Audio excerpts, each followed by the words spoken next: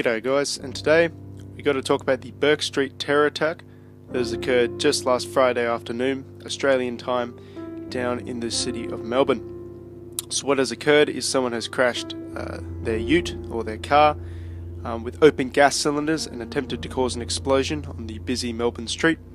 And when this failed to occur, the ute merely set on fire, it did not explode. He exited with a knife and began to stab people.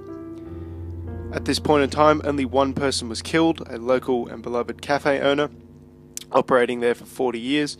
Two other people were injured before police arrived on the scene.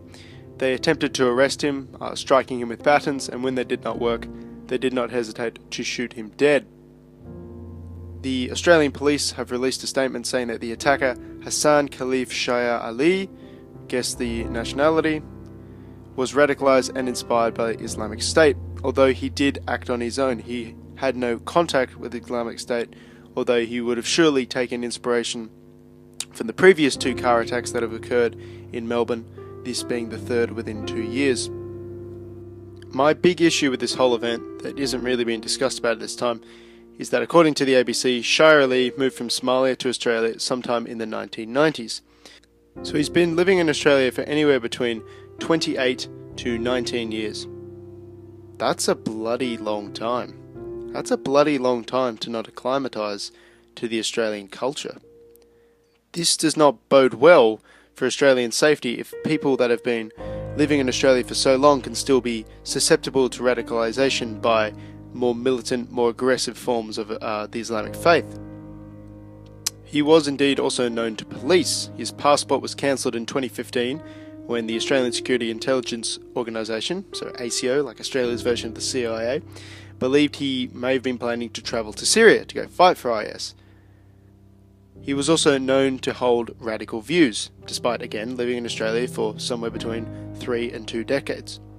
However, he was not targeted by the Joint Counter-Terrorism Team, such as one of the massive sweeps they did a few years ago when they targeted 600 homes.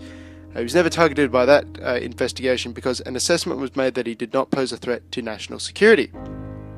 This is really weird to me. Someone who will travel overseas to go fight for IS and, injure, kill people, but for some reason it's not thought that he's going to do this in Australia. And we know he holds radical views, we know he wants to go fight overseas, or at least we suspect he might do, but no, he doesn't pose a threat to national security. Just don't be silly. As such, he was not actively monitored. There is also an interesting statement from the Joint Counter-Terrorism Teams saying how they're going to have to investigate how and when he moved from having radical views to carrying out the attack. Well, what I need to point out first is that radical views is quite a wide terminology nowadays. There's all kinds of people have radical views. Tommy Robinson has radical views. Stefan Molyneux has radical views. I probably am considered to have radical views. So what particularly does that mean? Is he a radical Islamist in that he doesn't want women to have rights? In that he believes that the state and religion should be joined at the hip? Does he believe that death for apostasy is moral and okay and should be performed?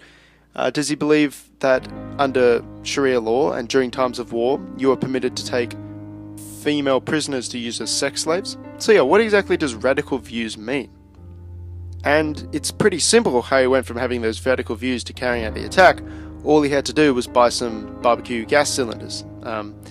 Anyone can go do that. You don't need a license for that sort of thing. You don't get background checks. All you got to do is just buy them, open them up, have some way to light them, and you could potentially cause an enormous explosion, or at least a fire. And the knife too. Anyone can go buy kitchen knives. So it doesn't need to be investigated how he went to Bunnings and bought some fucking gas cylinders, and he went to Big W and bought some knives. You don't need to investigate that. It's a waste of time. What we need to investigate is why do people who have been, quote, acclimatized to the Australian culture by living here for so long, why are they still susceptible to radicalization? This man, as I will say again, has been living in Australia for somewhere between 2 to 3 decades. Why then is he still susceptible to radicalization? Why has he not completely assimilated to Australian ideas of separation of church and state, equal rights for women, and stuff like that? Why does he hold radical views? Continuing on, I'm again quoting from the ABC. His attack has been declared as an act of terrorism intended to cause maximum casualties. Again, if he's radicalised and inspired by IS, of course it's a terrorist attack. Police are investigating why the attack was carried out on Bourke Street, the second of the attacks on Bourke Street. This is an iconic precinct on the Melbourne CBD. In my opinion, this question answers itself. You know, you want to do a terrorist attack, you want to scare the shit out of people, you want to cause political change, you're going to do it in an iconic and visible area, you know. Lots of people around the Melbourne CBD, lots of people to see, you know, spread fear and all this crap like that.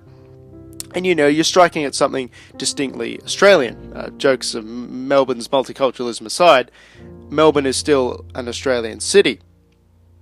So of course you're going to do it somewhere iconically Australian to, you know, channel the whole fuck Australia vibe essentially. At this point in time, the threat of the attack was believed to be limited to Shire Ali, although, as usual, his friends and associates are being investigated. What I want to know is, why weren't his sort of more radical views, if he had radical views, why wasn't the Muslim community, his friends and associates, the people at the mosque who may have overheard things, why didn't they report anything? You know, surely you'd be worried about that sort of thing. You know, someone comes up to me and says, for example, oh, Dexter, I really hate Muslims. I think that I'm not on board with all this. I hate them, I hate them, I hate them. I think their rights should be reduced. I hold really radical views against them. I'm really, really angry about everything. And I've got substance abuse problems. That might be something I tip off to the police, you know, in the interest of public safety and not wanting to be a net increase in carnage, violence, and death in the world. So yes, I'd be interested to know that if any of his friends, associates, people around him in the mosque knew of anything, and if they did know of anything, why they didn't say anything. Scott Morrison has issued a statement urging religious leaders to basically protect and vet their communities.